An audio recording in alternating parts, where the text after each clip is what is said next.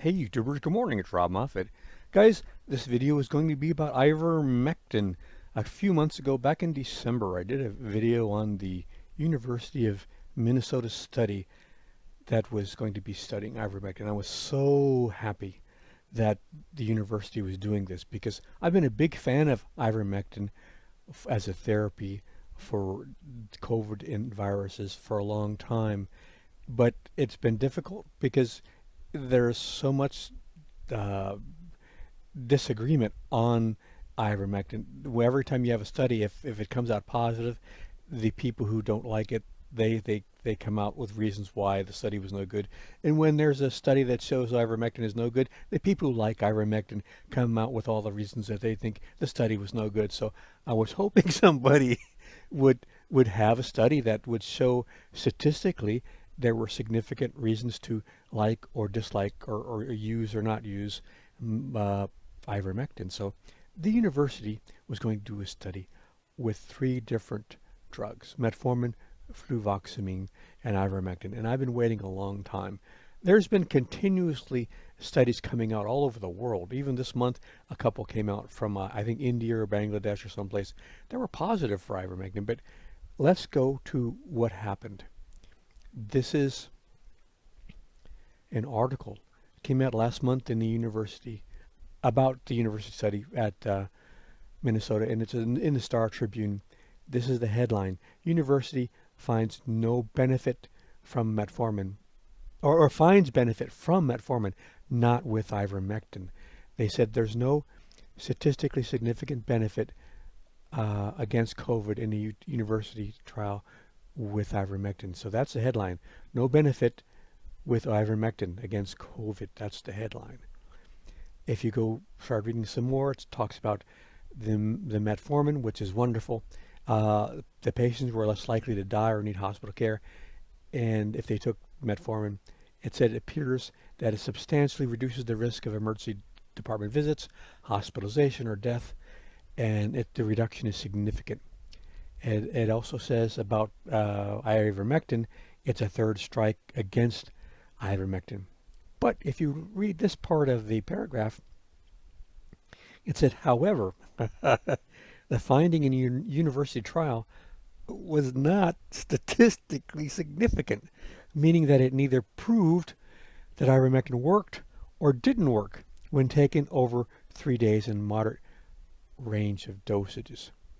It says, all I can say that in our study, we did not see any evidence of benefit of ivermectin in those doses. So we're kind of left once again wondering, does it work or doesn't it? If you go to like Trial Site News or the FLCCC website, you can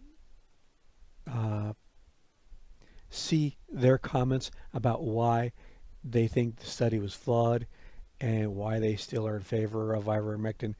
The people at the TS News, the Trial Site News, they say that the amount of dosage of ivermectin wasn't enough, and also they waited too long. The average time starting the ivermectin was 6 days, and that's way too long. But if you, in fairness, the people who did the study at the University of Minnesota said repeatedly that they talked to a large amount of people about what were the dosages that they should give the patients, and they feel that people are trying to move the goalpost after everything was done. But the people at Trial Site News says we're not moving the goalpost. What happens is the virus changed from the original to Delta to Omicron. So as it changed, the dosages changed. So it goes back and forth, back and forth. But we're still left up in the air, like, does it work or doesn't it? But they conclude that the findings were not statistically significant. So you can say that it did not work, and that was true. But you can also say the results were not significant, and that's true. And you also have the fact that some people say they started too late and they didn't take enough. So that's kind of bad news because I feel like we're back in the same place with ivermectin. But on the positive side, people are now saying that metformin, which I think originally was an antiviral drug, looks like it has a positive, helpful therapeutic result. And there are people like me that are really cynical who have always believed that one reason people did not find good results with ivermectin was because it was safe, reliable, cheap, and fairly safe to use, that you wouldn't want that to come out and be used because the people who were manufacturing the other therapeutics and so on were making billions of dollars for their products, where ivermectin is dirt cheap. So if something is dirt cheap and it works, they're going to lose tons and tons of money. So that's why. But look what happened. They found that metformin also looks like it might be helpful. And metformin is cheap. It's very safe. So that kind of takes the wind out of my sails for my cynical argument about maybe there's people just not wanting to lose all that money. So that's why they don't want to come out and have a study that shows ivermectin actually works. But they came out and said, looks like metformin works. And it's practically, in the same boat as ivermectin. So I don't have that argument I had before. So that's kind of good. I feel like we're moving forward in that area. So I'm not as cynical as I was before. So maybe something could happen with metformin, and maybe there's still possibility of a good study coming out that is conclusive about the ivermectin.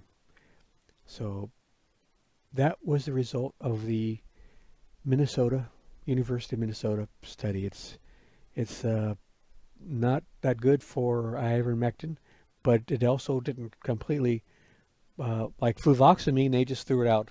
They said it's no good. They right away they saw that it wasn't working. So, but that didn't happen with the ivermectin. So I still feel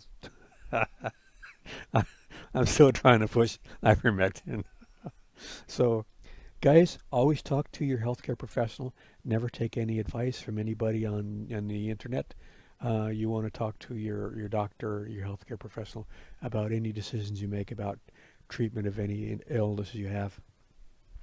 I'm only going over the results of the study. I'm not recommending you do or do not do anything, but I thought that was interesting results.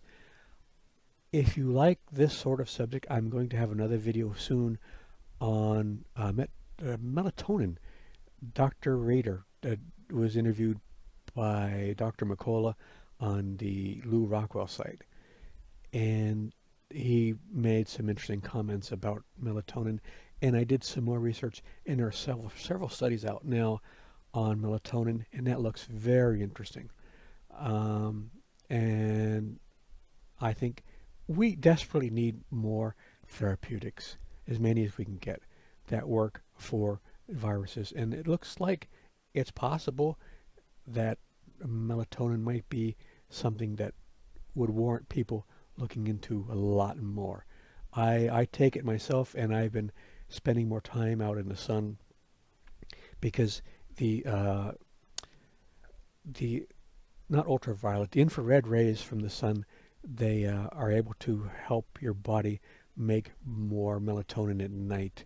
It's kind of complex, but the sunlight not only helps you with vitamin D, but evidently it also helps you have more melatonin. And there is some people that say one reason that older people have had such poor results with the virus is because they have very low levels of melatonin. So it may help to increase levels of melatonin, but it's under discussion and study at the moment. Nobody knows for sure. So, but I'll be doing a video on that soon. So guys, hope there was something helpful to you. I put on new videos every week. I've been doing it for 15 years, got over 1,000 videos.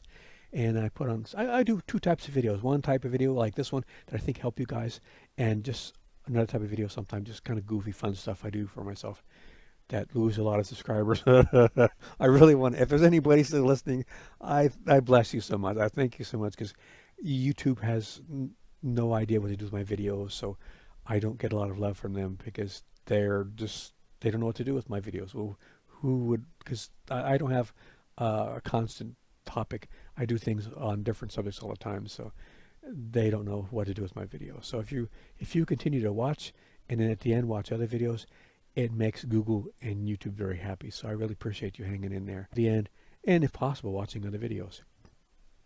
So thanks a lot, guys. All right, take care. See you out there.